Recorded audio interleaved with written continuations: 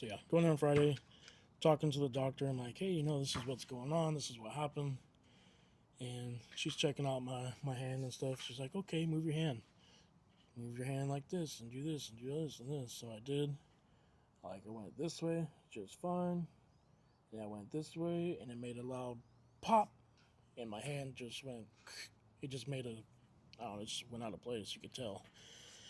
And she immediately like, oh God, you need to go see a specialist now before the day is over. We was already late in the day. She's looking at the times like the specialist closes in 45 minutes. You need to rush over there now. Sorry, let's move my phone out of the way. So, rushed over to a specialist. They had a walk-in clinic. Didn't know that, but that was cool. Went through the same thing with them. They checked out my hands. I told them everything that was going on. They had me move my hand around. Pop. Hand went all wonky. I'm like, oh, yep, something's definitely wrong here. Before we even did that, we could tell something was wrong because my hand was 10 times the size of my other one. Um, so yeah, we go and do some X-rays. They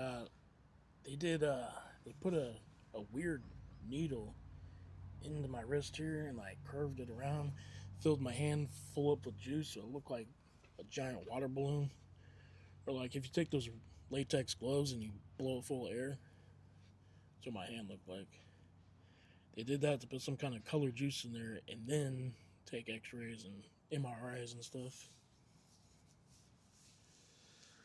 So they found on top of my wrist, up in here, they found torn ligament. It was a partial tear, so it wasn't a full tear. It was a partial tear. So what ended up happening was they gave me a brace from my hand kind of down to my wrist or my arm, and I wore that for a few months. I went to physical therapy twice a week for a few months up until this happened in April. It was up until I'd say October. I was going to therapy. What's up, princess? Nice, looking good. Hi. Definitely, you got paint all over your face? No, it's makeup. Oh, she's got makeup all over her face. And she's wearing a princess dress. Very nice. Because I was making me a princess face. Nice. And it's pink and purple. Very nice. I mean, green and purple. I see that. Okay. Anyways, I'm going to keep telling my story here, okay? Okay. So, yeah. I was going to up until about October. Things were getting better. I was still having pain. I was having pain on the side here. Even though they found this and we were treating this part, I still couldn't do anything. My wrist was still... The best way I could explain it was popping out. Like, there was two bones. They should be like this. But certain movements, it was popping and it felt like it was going like this. And like it was trying to come back together like this. But it couldn't because it was stuck.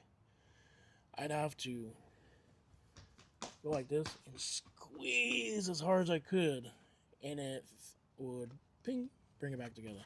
That's what it felt like. I help.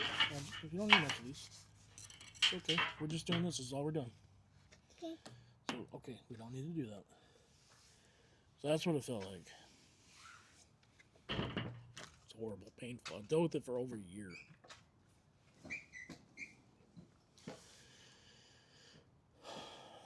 Losing my thought here. Give me just a second.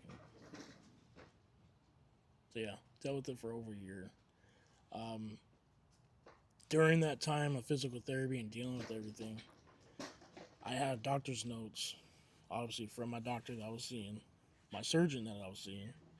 Doctor's notes, light duty at work. I cannot be lifting more than this much weight. I took it to HR. I took it to my supervisor, a couple of different supervisors. And the whole company just kind of looked the other way at it. They had physical copies, they have emails. I sent it to them, and they just looked the other way. You know,